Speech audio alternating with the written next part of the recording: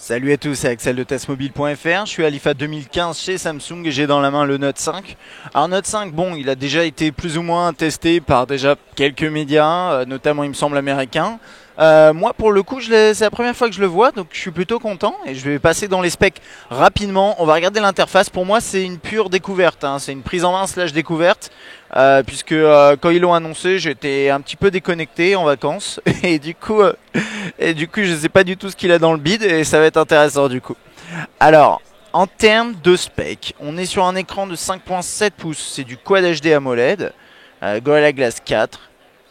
C'est un terminal donc avec un nouveau S Pen dont on a pas mal parlé. Il faut par exemple pas le mettre à l'envers sinon c'est cuit. On a un appareil photo de 16 mégapixels à l'arrière, 5 mégapixels à l'avant. C'est du octa-core. Chargement sans fil notamment rapide, 4 Go de RAM. Android 5.1.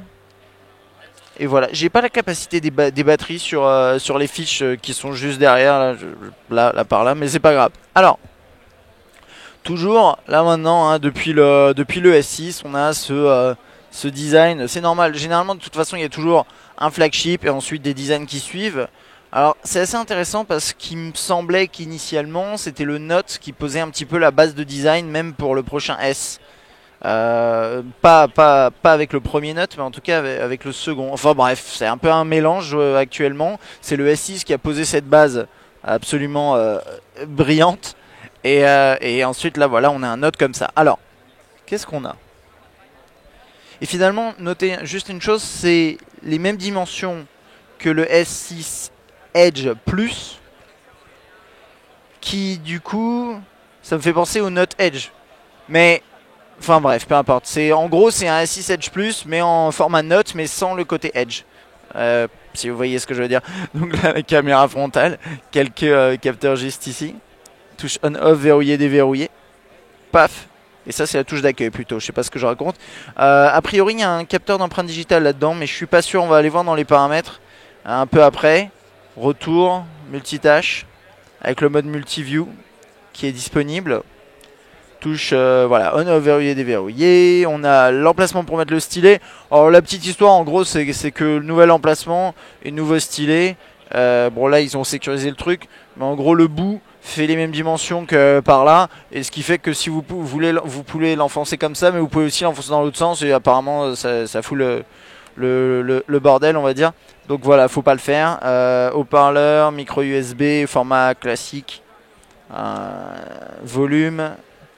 Le jack va être en bas, a priori, ouais d'accord. L'alarme est branchée au jack en fait, c'est ça. Et puis derrière l'APN, alors ce côté miroir qui fait mal aux yeux. L'APN, cardio-fréquence-mètre, flash, voilà. Ça va être à peu près tout. Donc on va s'amuser un petit peu avec le stylet. Je vais découvrir un petit peu l'interface également. Donc le briefing là avec Flipboard. Tout ce qui est... Donc au niveau de l'interface, est-ce que ça a un peu changé ou pas?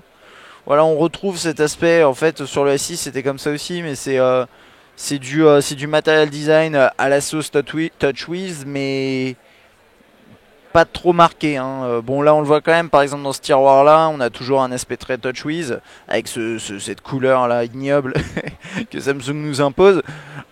Mais sinon, après, c'est très, très material design. Voilà, de cette façon-là. C'est pas mal, hein. Bah, moi, je trouve ça propre, en tout cas. Le menu principal juste ici. Par exemple, je sais pas. Voilà. Toc, regardez. On va prendre une petite photo. Voilà. Internet, on va pas y aller. On va regarder la galerie. Et d'ailleurs, je suis passé très vite dans la PN. Hein, c'est pas terrible ça. Je vais aller un peu plus. Voilà. Alors, un mode pro. Sélectif, focus sélectif, collage vidéo. Intéressant. Qu'est-ce qu'on peut faire avec ça? Alors, on va essayer. Hein. Donc là, je filme 6 secondes quelque chose. Voilà, je vous montre. Hein, vous voyez. Merveilleux. Ok, je refilme quelque chose d'autre. Voilà, par là. Peut-être pas le faire entièrement. J'ai l'impression que ça va faire une sorte d'assemblage en 4 sortes de tuiles. Une grille. On va essayer ça, allez. Tant qu'à faire, faisons les choses à fond. On a le temps. On est à Berlin, c'est merveilleux. Alors, ah bah oui, bah c'est ça. Voilà. Intéressant. Et ouais, ça se partage dans l'état, ça. Ok, ok. Pourquoi pas. Quoi d'autre? On peut diffuser en direct, ça c'est top. Slow motion. Virtual shot, je crois, c'est pour créer une sorte de vue 3D animée. Ok, fort bien. Donc voilà, je vais retourner mode auto et il y a un mode pro qui est plutôt cool hein, avec des fonctions vraiment avancées si vous voulez aller un petit peu plus loin en photo. Donc ça c'est chouette. Le S-Planner. Je vais utiliser un petit peu le stylet là.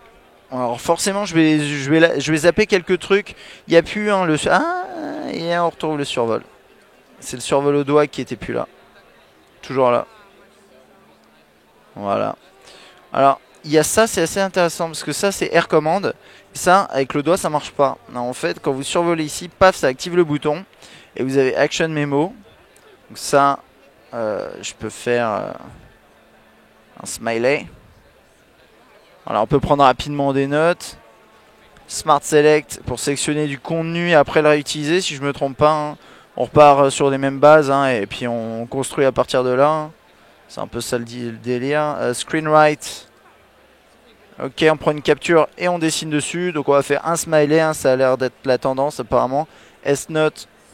Bon, on lance S-Note rapidement. Alors là, en termes de réactivité, on est quand même sur quelque chose qui commence à sentir un petit peu la feuille de papier avec le stylo. Alors, on n'y est pas encore, bien sûr, mais on est quand même pas loin. Et c'est ça qu'on attend hein, finalement de ce genre de système. Hein. La latence est quand même quasi nulle. Donc ça, c'est cool. Désolé, je dessine des trucs horribles. Quoi d'autre? Chrome. Alors ça, je trouve ça intéressant. Qu'est-ce que ça fait en fait? C'est juste pour lancer rapidement Chrome. Ok, d'accord. Je savais pas. Les Air Command, normalement, elles intègrent pas ces trucs-là. Enfin, ça a l'air d'être nouveau. Ok, très bien.